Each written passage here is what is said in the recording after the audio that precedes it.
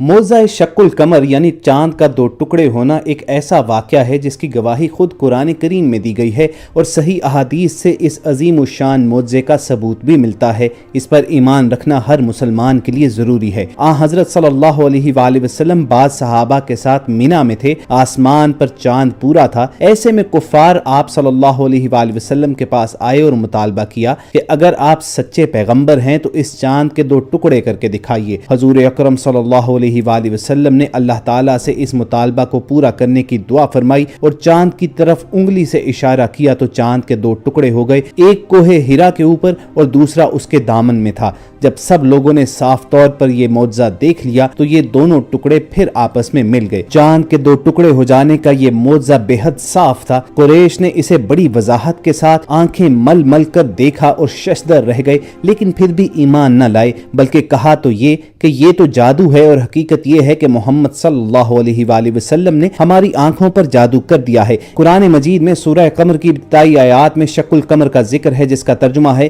कयामत करीब आ पहुंची और चांद शक हो गया, और अगर कोई काफिर कोई निशानी देखते हैं तो मुंह फेर लेते हैं और कहते हैं कि ये तो हमेशा का जादू है। लगभग 1500 बरस का अरसा गुजर जाने के बावजूद आज भी हजरत मोहम्मद सल्लल्लाहु अलैहि वसल्लम की नबूवत के मुनकर और इस्लाम पर तनकीद करने वाले इस मौजज़े पर सवाल उठाते रहते हैं कि अगर ऐसा हुआ भी है तो इसका मुशाहिदा पूरी दुनिया में होना चाहिए था और तारीख की किताबों में इसका तज़किरा मिलना चाहिए था। हालांकि इस मौजज़े के वक्त और ज़माने का अंदाज़ा लगाया जाए तो चांद का पूरी दुनिया में देखा जाना नामुमकिनात में से था, क्योंकि उस वक्त चांद सिर्फ अरब और उसके मशरकी ममालिक में निकला हुआ था। फिर इस मौजज़े का वक्त भी तवील न था। जाहिर है कि ये एक मतवक्के मौजज़ा नहीं था कि तमाम दुनिया की नजरें चांद पर होती, इसलिए ये मौजज़ा सिर्फ उन्हीं लोगों ने देखा जिन्होंने इसका मुतालबा किया था। आज के वीडियो सेशन में आपको बताएंगे कि अमरीकी खलाई अदारे नासा ने जब लाखों करोड़ों डॉलर खर्च करके चांद के बारे में कुछ तहकीकाती तस्वीर शाया की तो उनके वहमो गुमान में भी ना था कि वो रसूल करीम सल्लल्लाहु अलैहि वसल्लम के मौजज़ा शक्कुल कमर के बारे में लोगों की रहनुमाई करने वाले हैं। इस मौजज़े की साइंसी तौजीह क्या है और इस्लाम पर तनकीद करने वाले आज भी इस मौजज़े के मुनकिर क्यों हैं, इस पर तफसीलन बहस करेंगे। लेकिन वीडियो के बाकायदा आगाज से पहले आप रेड बटन पर क्लिक करके और बेल आइकॉन को प्रेस करके सब्सक्राइबर बनना मत भूलिए,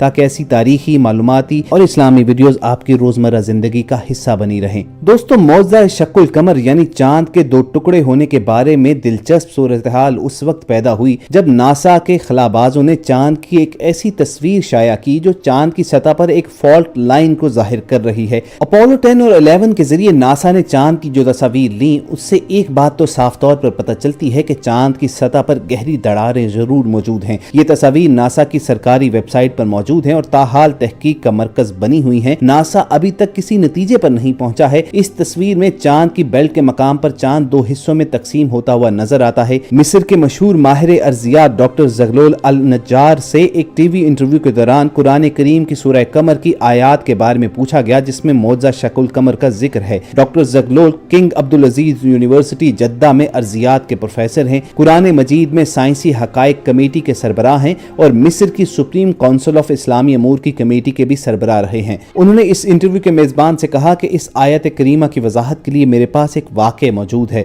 उन्होंने इस वाक़े को सुनाते हुए बताया कि एक दफ़ा मैं बरतानिया के मगरब में वाक़े कार्डिफ यूनिवर्सिटी में एक लेक्चर दे रहा था जिसको सुनने के लिए मुस्लिम और गैर मुस्लिम तलबा की कसीर तादाद मौजूद थी। कुरान में बयान करदा साइंसी हक़ाइक़ पर जामे अंदाज में गुफ्तगू हो रही थी कि एक नौ मुस्लिम नौजवान खड़ा हुआ और मुझे इस आयत करीमा की तरफ इशारा करते हुए कहा कि सर, क्या आपने अल्लाह ताला के इस फरमान पर गौर किया है? क्या ये कुरान में बयान करदा एक साइंसी हकीकत नहीं है? डॉक्टर ज़गलोल अल नज्जार ने जवाब देते हुए कहा कि मौजज़ा एक माफूकुल फितरत चीज होती है जिसको हम साइंसी असूलों से साबित नहीं कर सकते। चांद का दो टुकड़े होना एक मौजज़ा था जिसको अल्लाह ताला ने नबूवत मुहम्मदी सल्लल्लाहु अलैहि वसल्लम की सच्चाई के लिए बतौर दलील दिखाया। हकीकी मौजज़ात उन लोगों के लिए कतई तौर पर सच्चाई की दलील होते हैं जो उनका मुशाहिदा करते हैं। हम इसको इसलिए मौजज़ा तस्लीम करते हैं क्योंकि इसका जिक्र कुरान और हदीस में मौजूद है। अगर ये जिक्र कुरान और हदीस में मौजूद ना होता तो हम उस जमाने के लोग इसको मौजज़ा तस्लीम ना करते।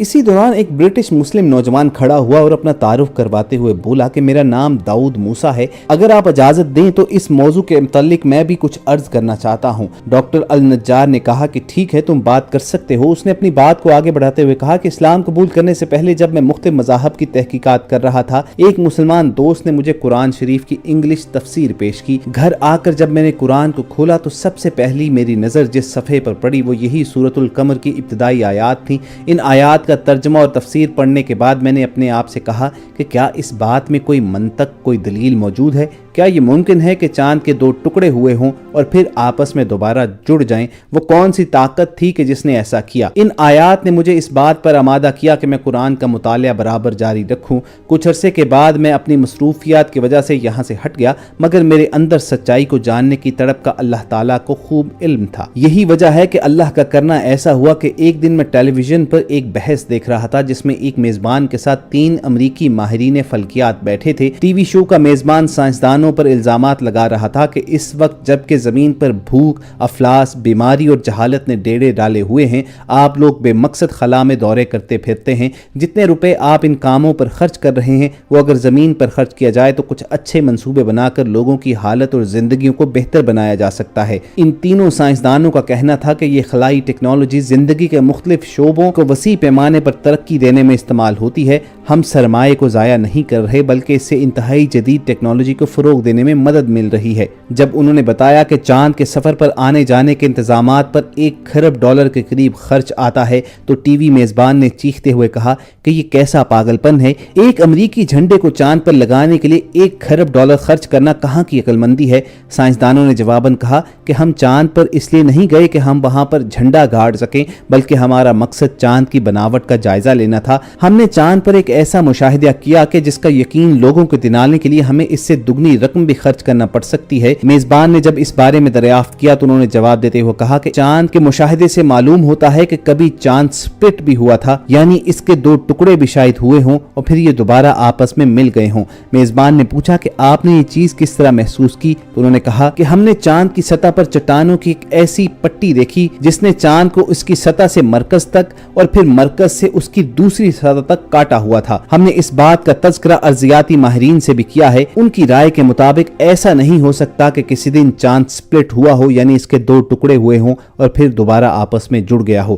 برطانوی مسلم نوجوان کہتا ہے کہ جب میں نے یہ گفتگو سنی تو بے ساختہ میرے منہ سے نکلا کہ اللہ تعالیٰ نے ان امریکنز کے ذریعے کھربوں ڈالر لگوا کر رسول کریم صلی اللہ علیہ وآلہ وسلم کا معجزہ ہی ثابت کیا ہے۔ میں نے سوچا کہ اس مذہب کو ضرور سچا ہونا چاہیے۔ میں نے قرآن کو کھولا اور سورۃ القمر کو پھر پڑھا اور یہی سورت میرے اسلام میں داخلے کا سبب بھی بنی۔ دوستو، ناسا کی یہ مذکورہ تصویر عام ہے اور اس تصویر میں چاند پر پائی جانے والی کئی دراڑوں میں سے ایک دراڑ صاف نظر آتی ہے۔ اب وثوق سے تو کوئی بھی نہیں کہہ سکتا کہ یہ وہی دراڑ ہے جو معجزے کے رونما ہونے کی بنا پر وجود میں آئی تھی، مگر بحیثیت مسلمان ہمارا ایمان ہے کہ معجزے کے بعد چاند کی کچھ ایسی ہی صورتحال ہوئی ہوگی۔ بہرحال سائنسدانوں کے بیانات سے ایک چیز تو ثابت ضرور ہوتی ہے کہ قرآن کریم نے جس واقعے کا ذکر آج سے 1400 سے زائد سال پہلے کیا تھا وہ بالکل برحق ہے۔ یہ نہ صرف قرآن مجید کی سچائی کی ایک عظیم الشان دلیل ہے بلکہ ہمارے پیارے آقا امام الانبیاء رسول اللہ صلی اللہ علیہ وآلہ وسلم کی رسالت کی بھی ایک سچی گواہی ہے۔